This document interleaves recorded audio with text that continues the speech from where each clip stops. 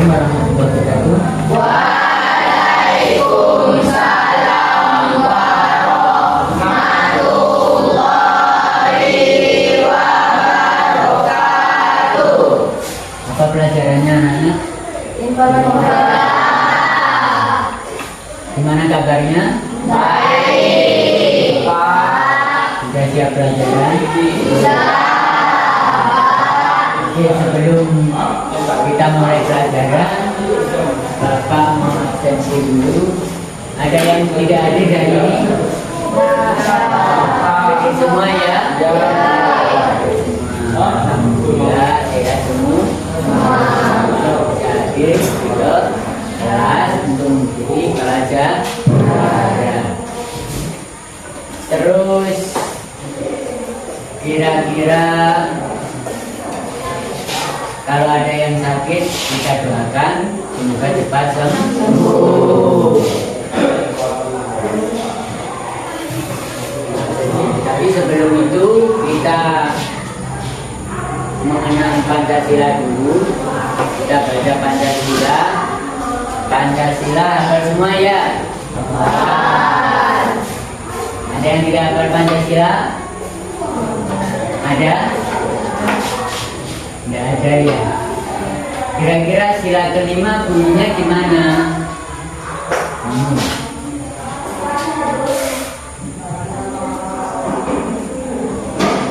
Keadilan sosial bagi seluruh rakyat Indonesia. Ya. Kalau sila kedua,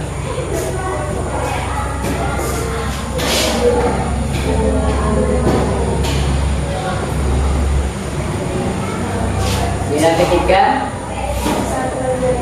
persatuan Indonesia. Jangan sampai lupa ya, masa Pancasila pun tidak. Oke, kita akan menginjak materi. Tapi kemarin sudah kita bahas materi sebelumnya. Maka kita sekarang akan membahas materi tentang bab 2, yaitu berpikir komputasional. Sebelum belajar materi yang lebih lanjut, Bapak punya pertanyaan. Mengapa komputer bisa bergerak mengatasi masalah lebih cepat dan tepat? Ya. Berkat kemampuannya untuk memproses informasi secara sistematis dan mengikuti instruksi yang diberikan algoritma dengan sangat efisien. Oke.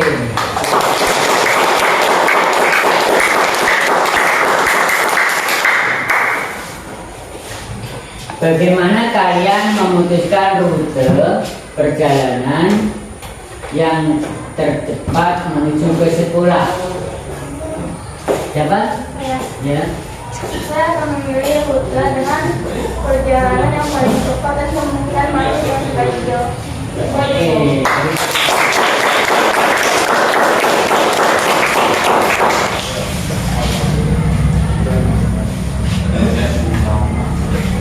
Pertanyaan yang ketiga, apa yang kalian lakukan?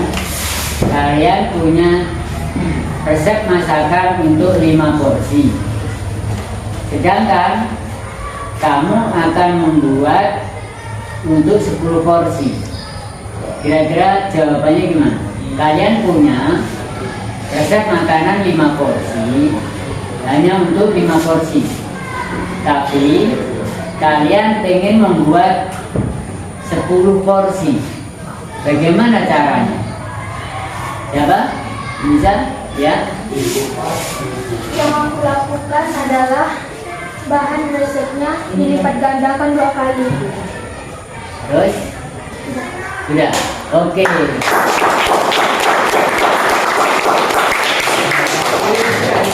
Bang, selanjutnya kita akan belajar materi pelajaran bab 2, yaitu berpikir komputasional. Sebelum kita menuju materi lebih lanjut, ya,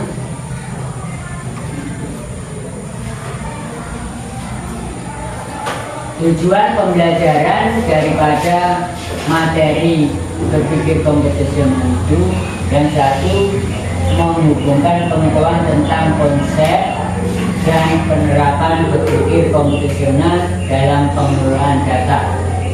Itu poin satu, tujuan pembelajarannya. Tujuan yang kedua, mengidentifikasi, menghitung, menyusun, dan menyajikan data dengan pendekatan berpikir komputasional. Tujuan yang ketiga, merancang, instruksi, menerapkan instruksi yang terstruktur. Yang keempat, memadukan literasi digital serta menciptakan konten digital yang efisien dan sesuai dengan sasaran audiens. Tujuan yang kelima, mendiseminasikan, merefleksikan, dan berinovasi konten digital. Itu kita belajar berpikir komputasional ada tujuannya. Tujuannya yang telah Bapak sampaikan tadi. Indikator capaiannya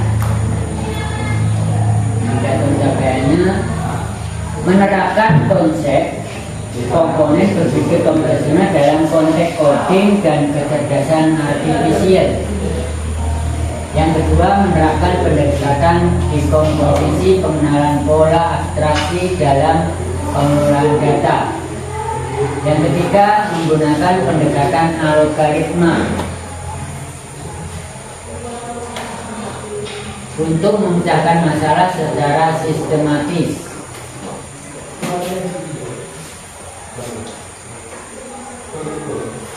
Dan menyusun instruksi terstruktur. Yang keempat, memproduksi konten digital yang efektif dan sesuai kebutuhan target audiens. Yang kelima, menerapkan prinsip-prinsip etika dan etika dalam produksi dan diseminasi konten digital. Yang keenam, merefleksikan dan berinovasi konten digital yang sudah diproduksi. Itu diantara tujuan pembelajaran dan capaiannya nanti yang perlu ditekankan. Sebelumnya, apa yang dinamakan berpikir komputasional itu, pengertiannya apa? Di sini dijelaskan berpikir komputasional atau yang disebut BK adalah sebuah metode pemecahan masalah yang melibatkan teknik dan konsep yang digunakan dalam ilmu komputer. Namun perlu diingat bahwa BK bukanlah tentang programan komputer, tapi sebaliknya ini adalah tentang bagaimana kita merumuskan masalah dan solusinya sehingga komputer atau bahkan manusia dapat melaksanakan secara efisien. BK melatih kita untuk berpikir seperti orang ilmuwan, seperti seorang ilmuwan komputer dalam menghadapi berbagai tantangan, dimulai dari yang sederhana hingga yang kompleks. Jadi pengertian komputasional itu kita diberi sajikan suatu masalah, nanti bisa memecahkan suatu masalah tersebut dari yang sederhana dulu, tidak langsung pemrograman dulu, dari yang sederhana sehingga kita bisa memecahkan masalah. Ada suatu masalah pasti ada solusinya. Itu yang namanya berpikir komputasional. Jadi intinya BK itu mengajarkan untuk memecahkan masalah baik yang kecil maupun yang besar, dari bagian yang lebih kecil sampai ke bagian yang lebih besar. Itu berpikir komputasional. Dan mengabaikan detail yang tidak relevan abstraksi. Nanti ada 4 pilar yang menjadi unsur utama daripada berpikir komputasional. Pilar utama yang pertama, pilar utama berpikir komputasional yang pertama, dekomposisi.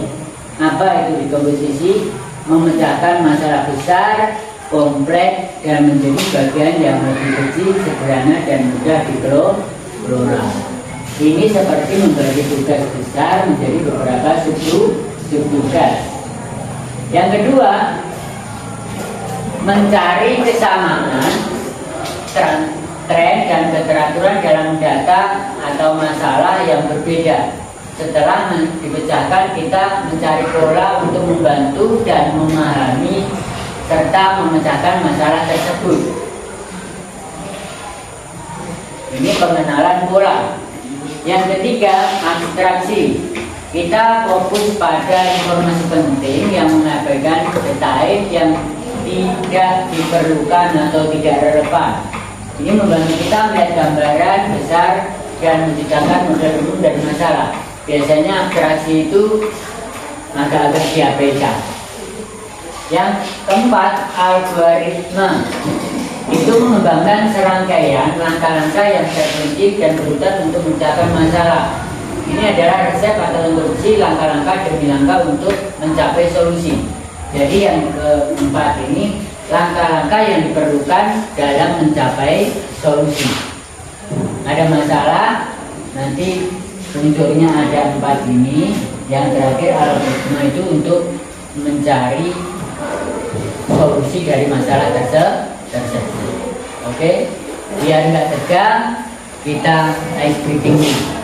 Konsentrasi. Konsentrasi dimulai, mata lihat ke depan, telinga mendengarkan, kami siap memulai. Tepuk diam. Kalau aku sudah lembut, maka aku harus diam. Yeay. Oke, udah siap? Ya, kalau udah siap kita lanjutkan materi dulu. Nanti setelah materi Bapak sampaikan akan diberi suatu masalah. Ya. Kita lanjut dengan apa yang dinamakan di komposisi bertahap contohnya. Di komposisi itu adalah proses pemecahan masalah yang kompleks atau sistem yang besar menjadi bagian yang kecil, lebih mudah dikelola dan lebih mudah dipahami. Tujuannya apa? Tujuannya untuk mengurangi kompleksitas sehingga setiap bagian dapat dianalisis dan disebutkan secara individual. Ini tujuannya. Ini adalah langkah pertama yang krusial dalam mendekati masalah yang menantang. Dengan dekomposisi ini kita dapat fokus pada satu bagian masalah pada satu waktu yang membuat tugas terasa tidak terlalu menakutkan dan membuat kita menemukan solusi yang lebih efisien untuk setiap komponen. Contohnya, masalahnya mengadakan pesta ulang tahun. Ini adalah tugas besar yang membutuhkan banyak perencanaan. Di komposisi masalah menentukan tanggal, membuat daftar tamu, terus memilih lokasi pesta, menentukan tema pesta, mempersiapkan makanan dan minuman, merencanakan aktivitas. Manfaatnya apa? Manfaatnya setiap tugas yang kecil sekarang jauh lebih mudah untuk ditangani secara individual. Misalnya mempersiapkan makanan dan minuman bisa digunakan lagi menjadi memesan catering.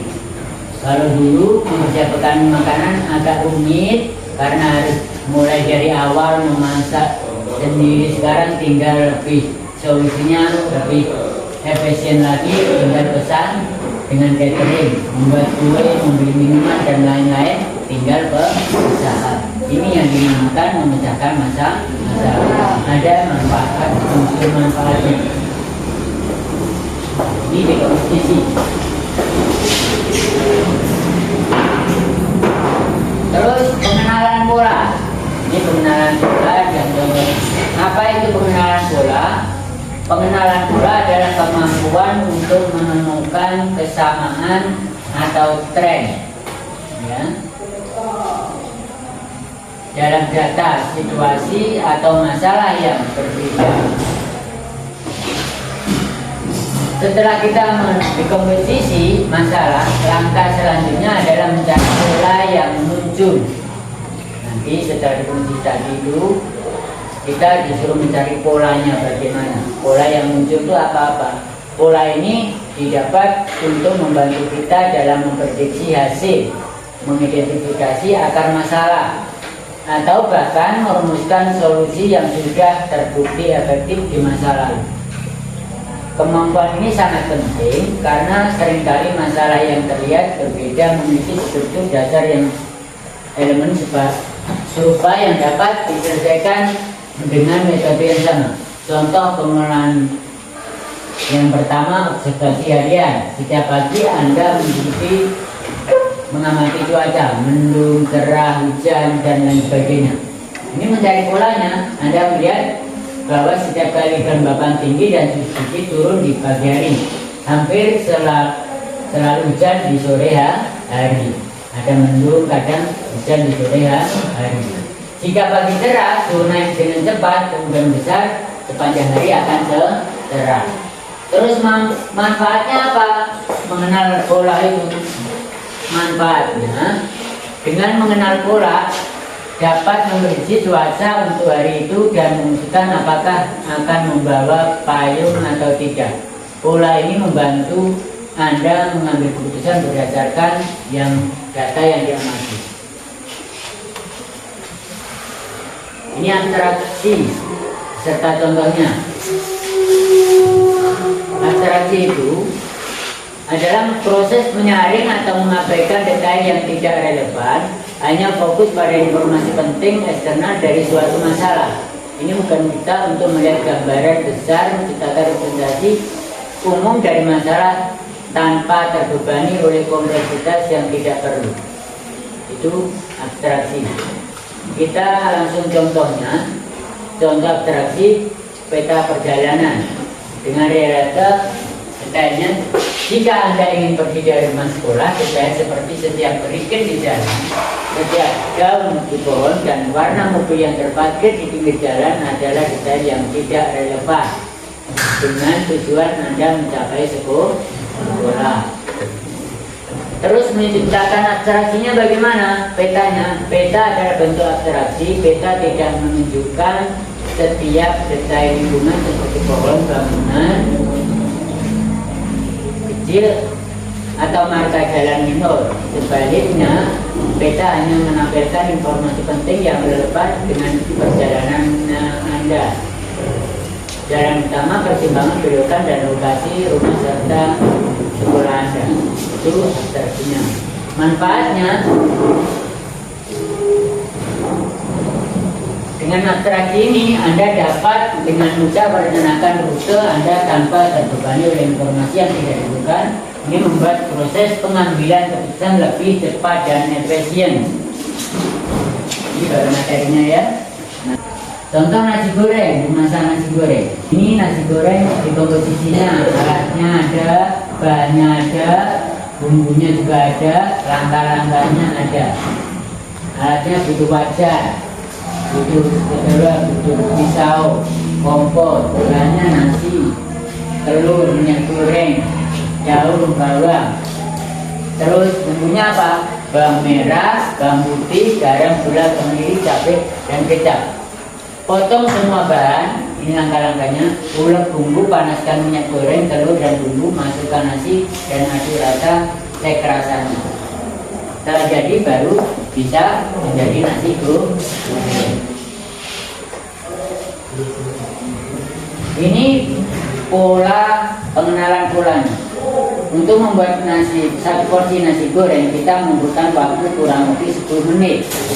Maka pola ini bisa digunakan kembali ketika suatu saat kita akan memasak nasi goreng di lain waktu. Itu satu porsi membutuhkan 10 menit. Kalau untuk 2 porsi berapa menit? Kan angkanya begitu.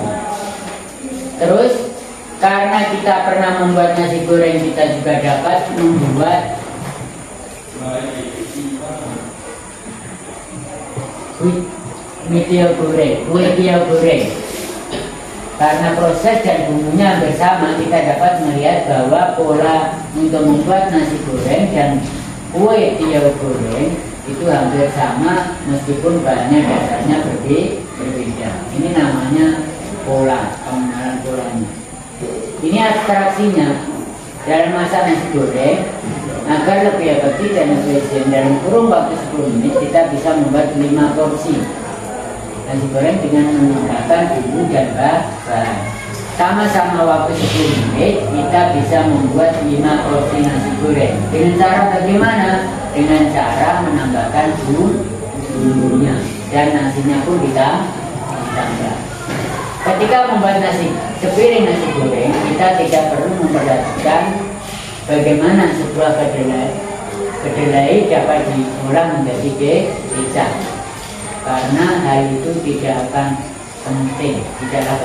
Jadi dalam masak nasi goreng abstraksinya itu beda. Kita tidak usah memikir bagaimana kedelai diolah menjadi kecap. Kecap ini dari kedelai bagaimana? Tidak usah berpikir seperti itu.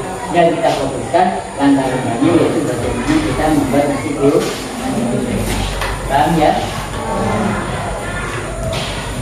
Yang ini algoritma melakukan step by step langkah-langkah membuat nasi goreng.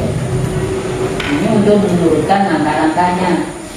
Bagaimana langkah-langkah membuat nasi goreng.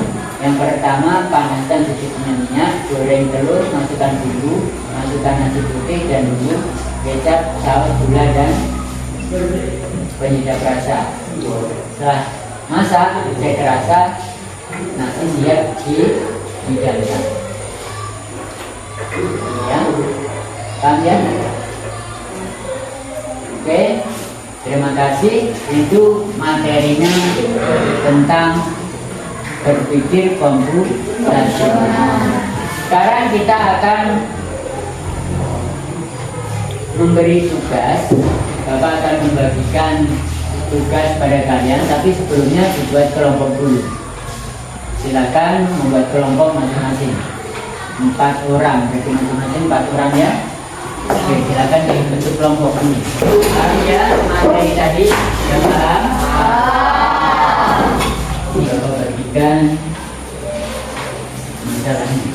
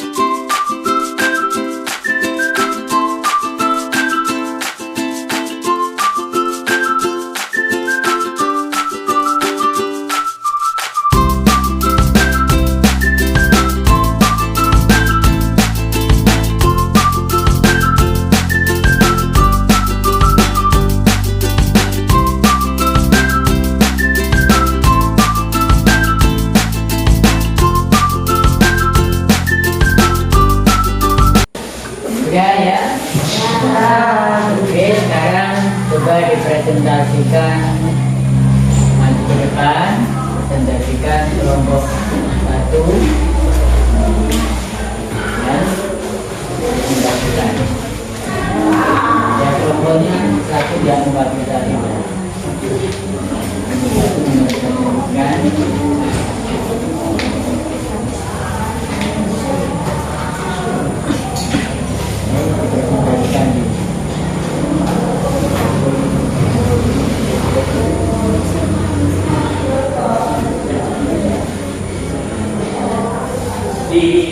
Halo semuanya, selamat pagi. Pagi.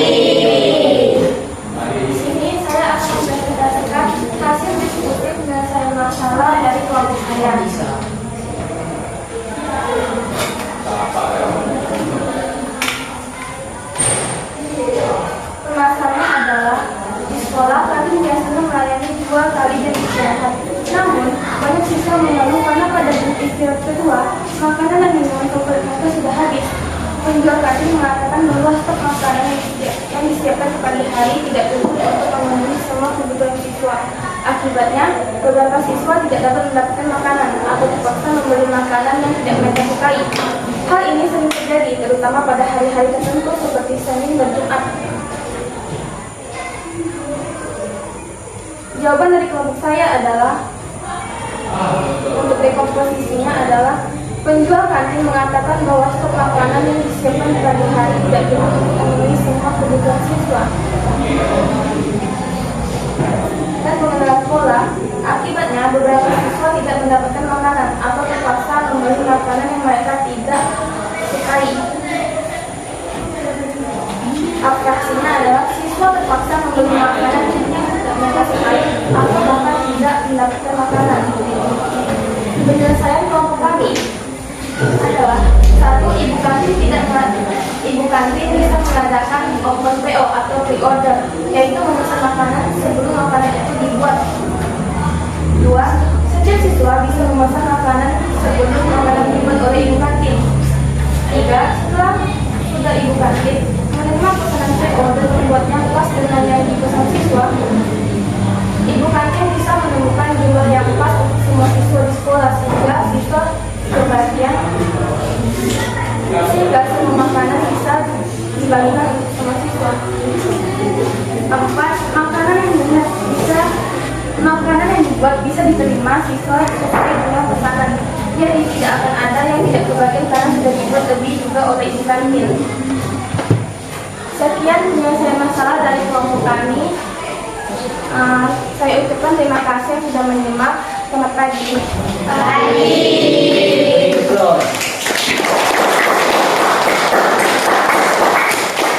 Selanjutnya kelompok 2, ada yang mau maju membangkitkan, silakan maju kelompok 2.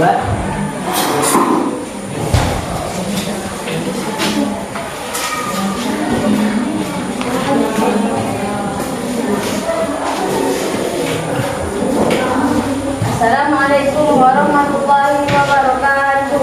Waalaikumsalam warahmatullahi wabarakatuh. Di sini saya ingin mempresentasikan dari hasil kelompok kami. Dekomposisi memecahkan masalah. Jumlah siswa, menu makanan, waktu datang, dan jumlah stok. Pengenalan pola. Hari Jumat dan Senin sering habis lebih cepat. Abstraksi. Memilih informasi yang penting. Fokus pada jumlah stok dan menu yang paling laku. Algoritma urutan langkah penyelesaian. Catatan jumlah siswa yang membeli. Catat menu, tambah stok, dan atur jadwal makanan pada saat jam istirahat kedua.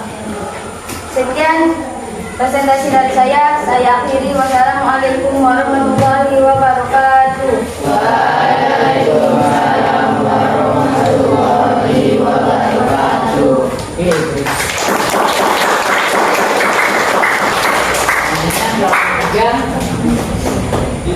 Mewakili, silakan maju kelompok 3.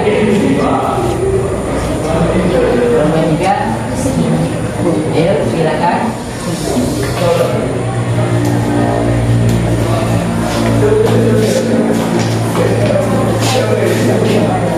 Assalamualaikum warahmatullahi wabarakatuh. Waalaikumsalam warahmatullahi wabarakatuh.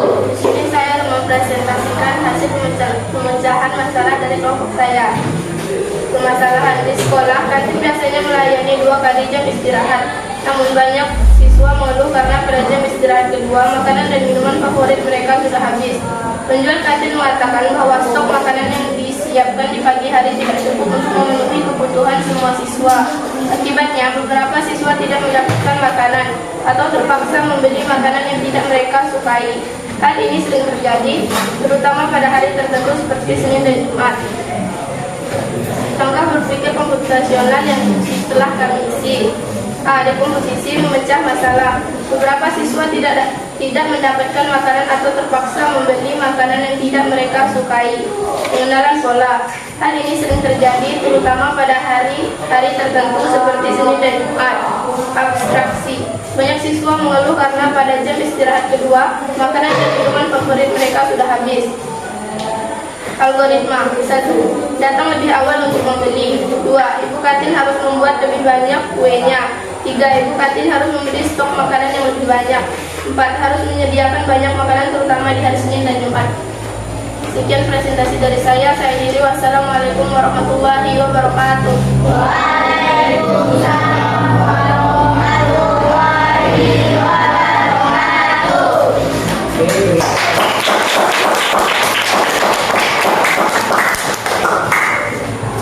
Ya. Kelompok 4 5. Yuk.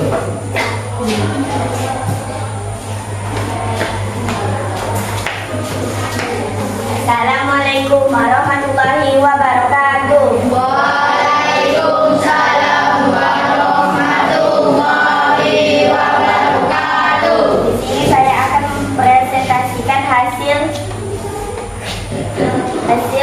diskusi dari kelompok kami. Permasalahannya adalah di sekolah kantin biasanya melayani 2 kali jam istirahat. Namun banyak siswa mengeluh karena pada jam istirahat kedua, makanan dan minuman favorit mereka sudah habis. Penjual kantin mengatakan bahwa stok makanan yang disiapkan di pagi hari tidak cukup untuk memenuhi kebutuhan semua siswa. Akibatnya beberapa siswa tidak mendapatkan makanan atau terpaksa membeli makanan yang tidak mereka sukai. Hal ini sering terjadi terutama pada hari-hari tertentu seperti Senin dan Jumat. Langkah berpikir komputasional. A. Dekomposisi. Banyak siswa mengeluh karena kantin tidak menyediakan stok makanan dan minuman yang banyak. Mengenal pola. Terjadi pada hari-hari tertentu seperti Senin dan Jumat karena cepat habis stoknya. Abstraksi. Di sekolah kantin biasanya melayani 2 jam istirahat, namun banyak siswa mengeluh karena pada jam istirahat kedua, makanan dan minuman favorit mereka harus habis. Algoritma. Ibu kantin harus mencatat jumlah siswa yang membeli dan harus mencatat menu yang banyak dibeli oleh siswa. Sekian presentasi dari kelompok kami. Wassalamualaikum warahmatullahi wabarakatuh.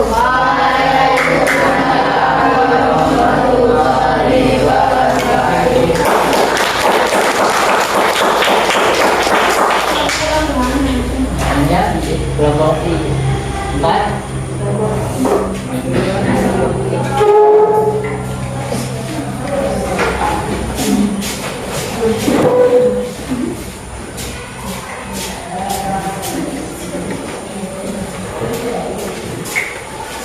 Assalamualaikum warahmatullahi wabarakatuh. Waalaikumsalam warahmatullahi wabarakatuh. Saya akan membacakan diskusi kami. Langkah berpikir komputasional. Dekomposisi. Memecahkan masalah. Jumlah siswa, menu makanan, waktu datang, jumlah stok. Pengenalan pola. Mencari kesamaan kejadian terutama pada hari tertentu seperti Senin dan Jumat. Apresiasi. Memilih informasi penting. Kantin sekolah sering kehabisan makanan di jam istirahat kedua. Algoritma. Urutan langkah penyelesaian. Seharusnya kantin banyak menyiapkan stok yang diminati siswa. Sekian presentasi dari saya. Assalamualaikum warahmatullahi wabarakatuh. Waalaikumsalam warahmatullahi wabarakatuh.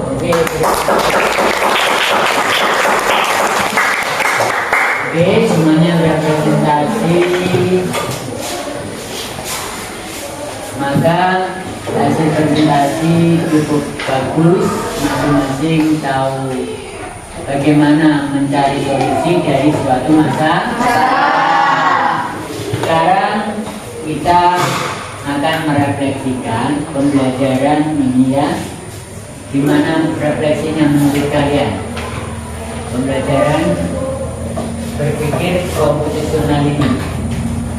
Apa refleksi yang kalian temukan? Jadi refleksinya apa? Apa refleksinya? Peserta didik mampu memecahkan suatu masalah. Pembelajaran sangat enjoy.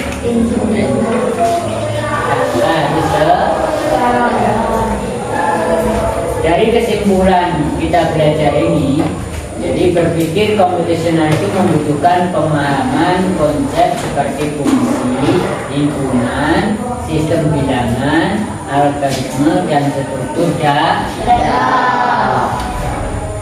4 komponen utama yaitu decomposition, pattern recognition atau pengenalan pola, abstraction, dan algoritma. Kesimpulan yang ketiga, konsep ini mempermudah perancangan solusi yang efisien baik di komputer maupun dalam kehidupan sehari-hari. Yang keempat, kesimpulannya latihan menerapkan konsep ini untuk membuat kita lebih terbiasa dan lebih terampil dalam memecahkan suatu masalah. Oke, sebelum kita akhiri, kita ice breaking dulu. Semuanya berdiri dulu. Kita pakai tangan kita gerakan ya.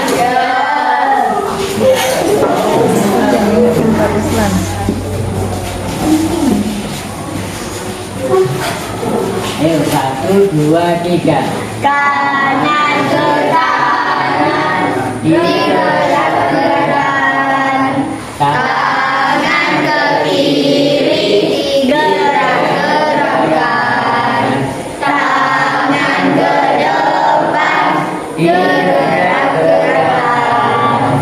Tangan disilang, jempol digoyang, ting-ting. Oke.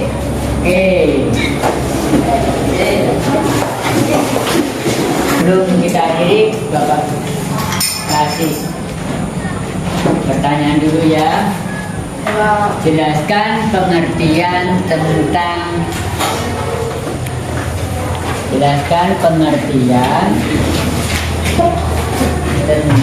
berpikir komputasi.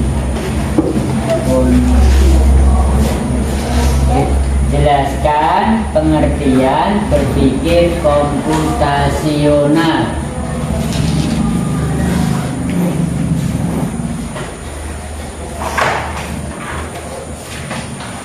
Yang kedua, sebutkan 4 pilar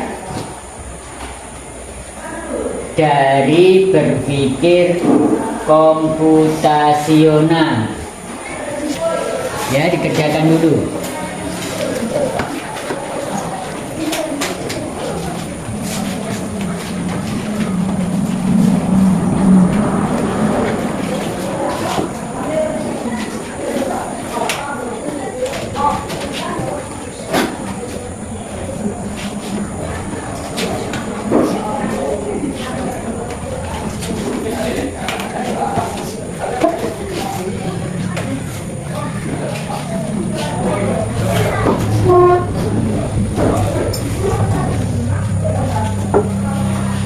Oke, sudah selesai, silakan dikumpulkan.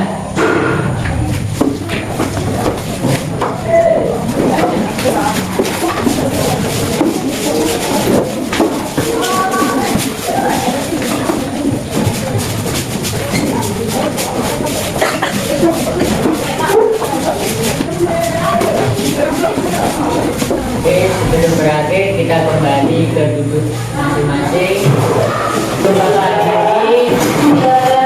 Tadi kita membahas tentang komputasional. Untuk depan materinya adalah himpunan dan bilangan. Ya, depan materinya himpunan dan bilangan.